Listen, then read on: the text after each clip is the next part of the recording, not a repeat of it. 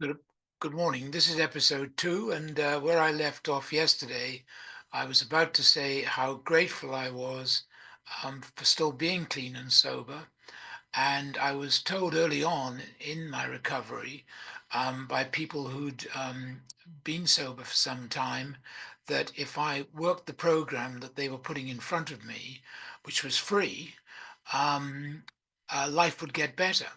Well, I can honestly say it's always got better. It's never got worse. I've had a lot of ups and downs, a lot of upheavals, um, but I've always mentally got better. I'm now 80. I've got some physical issues going on at the moment, but as far as I know, nothing life-threatening, but they do bother me and they're troublesome sometimes. But I can live with that. And I always know that if I take alcohol or drugs again, I'll go back to where I was. That's the nature of the illness, and I will. It won't help me at all. Certainly, alcohol in no way, shape, or form could ever help me again. Um, so when I left the treatment center, these very wise people said to me the way that they'd stay sober was to meet a lot of other friends who are also in recovery and use the telephone to talk to them at times and meet them, have proper formal meetings regularly. Because I was out of work, that was easy. So I used to go to meetings twice a day in central London, and I started to help at one of the meetings. I made the teas there, and so on. And I think the most important thing, an old timer who was 10 years or so sober at the time, 12 years in fact, um, said, and I heard him say it several times, that he got on his knees every morning and he prayed for a sober day. Well, it was the last thing my psychiatrist or I'd ever thought of doing. But he was sober and I was only just on the verges of it. So that the next morning, I got on my knees and I said, "Please God, help me to stay clean and sober for the next 24 hours." And because I was such a coward, I used to say it morning and night. And he said also that because it was like a gift, he um, he said thank you at night. So I started to do that, and I probably said thank you quite often. I learnt a prayer called the Serenity Prayer quite early on, and it was suggested to me that I said that with every little difficulty that arose in my life, and I would rattle that off very frequently, therefore. It was suggested I read certain literature pertinent to the program I was working, and I did that. I did exactly what I was told. I was terrified of rocking my boat. These people were sober, they were clean, they were drug free. I wasn't. I mean, I was still mentally a complete mess. And so my life became doing these things to help me. And I did them, and I did them to the best of my ability. I certainly had some ups and downs. I remember I had my father-in-law used to lend me a car, and I think I was about 3 or 4 months sober, and I'd been to see some of these friends at a meeting in just off the King's Road on a Saturday night, and I was feeling absolutely wretched. I'd never been in a blacker hole mentally in my life, and I was driving home, and I just couldn't believe how awful life seemed. I could see no way out, even though I was sober. Um, and I sort of had the radio on, and suddenly the Gabriel, Kate Bush song came on, "Don't Give Up," and I promise it was like a lifesaver to me. And I listened to that song and those words, and they became so important to me, and I used them many times later on in my recovery. And of course, a couple of days later, what I now know as a chronic depression passed, and I got back onto a sort of semi-pink cloud where I was happy, sober, oh, not quite joyous and free at this point, but that came later for sure, and so on. And then about a year later, my wife suddenly announced she was pregnant, and I couldn't believe it. I mean, for the last 5 years of my al- practicing alcoholism, drinking, the medical profession had told me that I was completely impotent. It was impossible for me to have babies.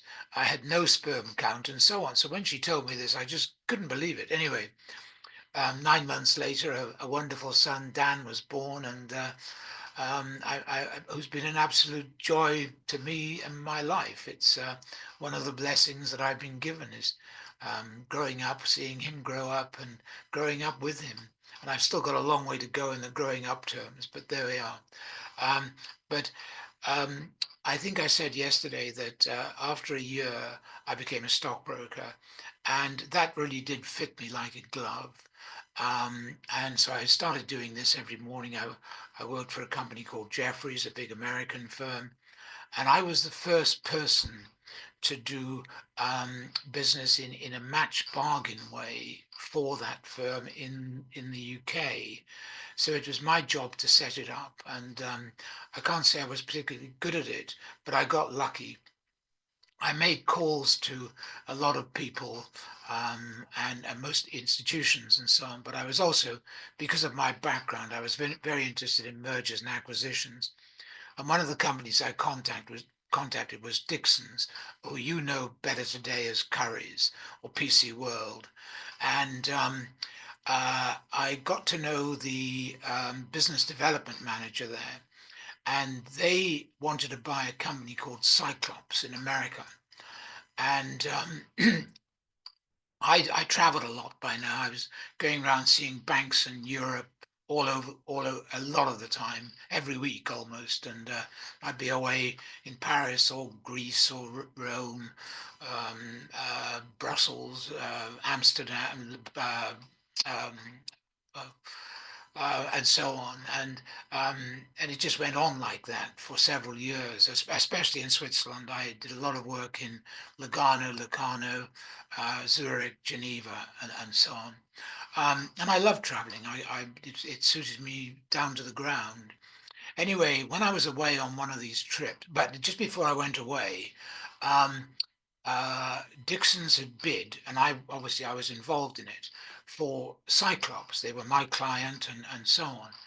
And uh, and what happened when I was away was that um, in America they have what are known as arbitrageurs. They build up stock in companies that have been bid for. So they built up stock in Cyclops, and we discovered that over the broking team in New York, America, discovered that over 50% of Cyclops was in the hands of the arbitrageurs.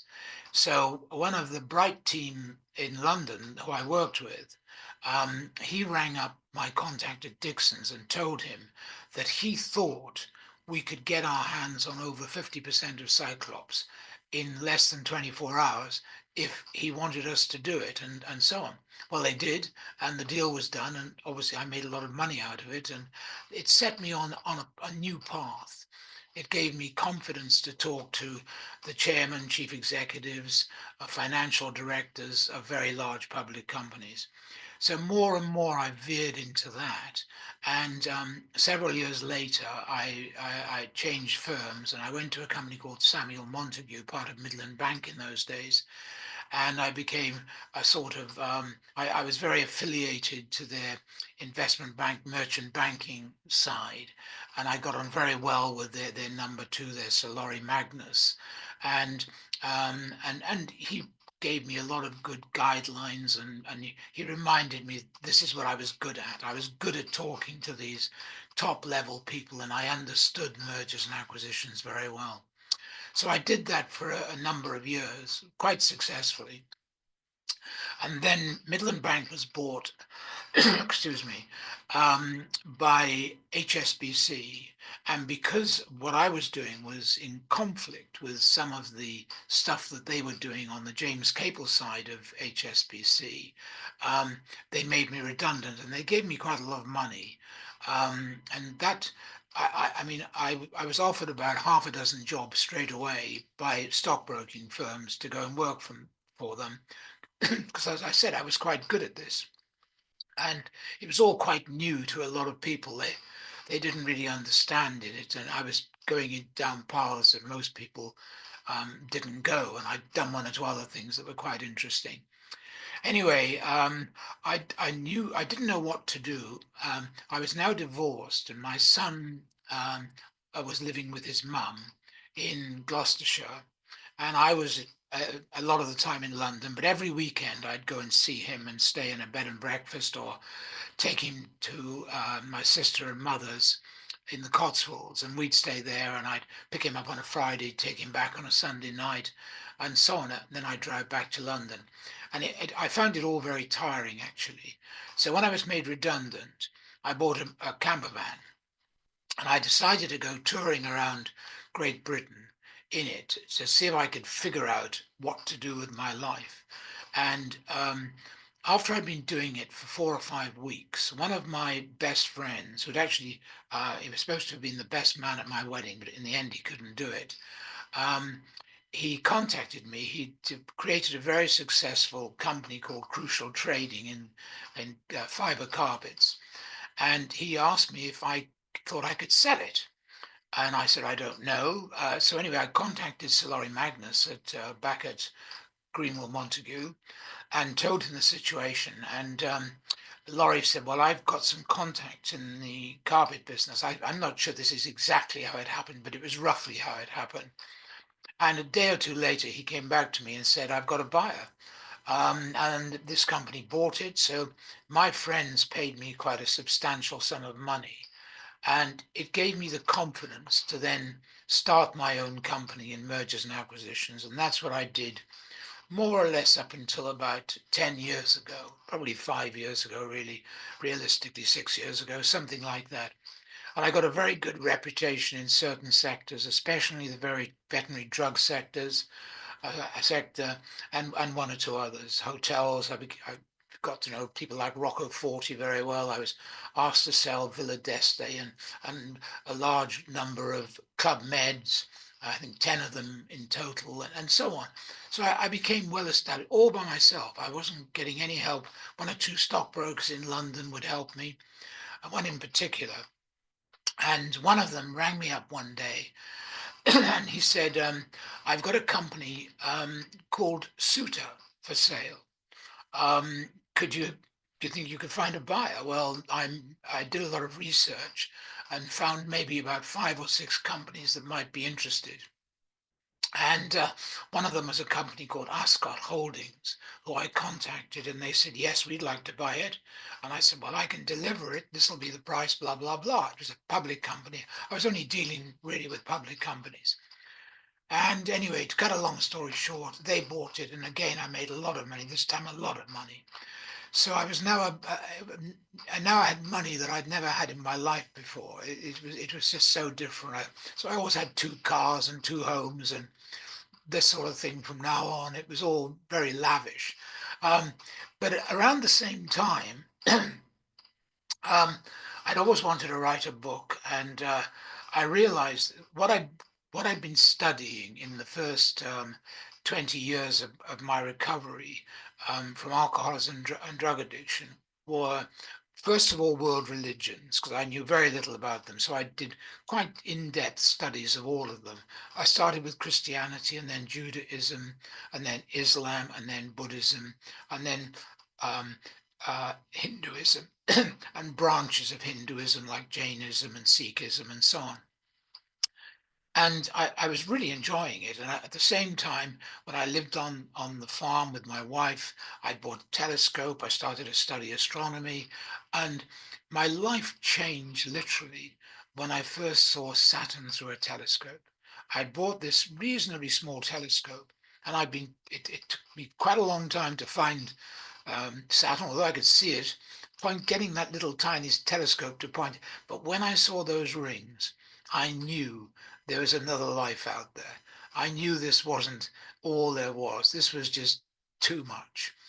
So I started to study astronomy properly and read a lot of books about it. And I got mesmerized by the speeds, the distances, the sizes, and all that we didn't know. There's so much about astronomy we don't know, and it was just fascinating. But a lot of it was way over my head. I joined the Bristol Astronomical Society, which is a very well established one, and at least a quarter of what they said was way over my head. But I enjoyed the people. I loved listening to them, and so on. At the same, my childhood interested in included bird watching, and I picked that up again. On the farm, I planted nearly 400 trees. I created a lake from a stream that was there, a big lake with two islands. And the whole idea was to rescue animals. And I did that. I rescued ducks and geese that were injured, or they'd lost their mothers. I rescued a badger. A vet rang me up one day and said, I've got a vet that's got caught in a trap. It's lost its leg. Can you look after it? Well, we had barns and sheds and things. So I did that, and so on. Then I had a pair of barn owls that needed a home, and I put them in one of the barns, and so on. And it was just a wonderful life. But it got me interested in things that I loved, and my wife loved nature and animals as well. So um, then to move forward, so I'm writing this book about, and also with regards to what I was interested in, I studied geology. So that sort of topped and tailed new things in my life: world religions, nature, geography, geology, and astronomy. And I started to write a book about it just for fun. And at the introduction part, in the preface, I wrote reasons why I'd done it, and I found out that I needed to have an agent to get the book published. So I found that very difficult. I tried various people, but I was still working. I was working for myself and so on. But suddenly, out of the blue, I had an agent. Somebody said, "Yes, we'd like to get your book published, but we think it'll be easier to publish as a memoir than as a book. You're not an authority on any of these subjects, so but your life story is extremely interesting. So if you write that, you can dovetail the other stuff into it, perhaps." So that's what I did, and she got it published by a company called Chipmunk. It was called Surviving Addictions. Hence the reason these little videos that I'm making are called Surviving Addictions. And so that takes me up to the first book I ever wrote and got it published. And that's where I'm going to stop now for end of episode 2. And I'll start episode 3 very soon. I hope you're still enjoying it.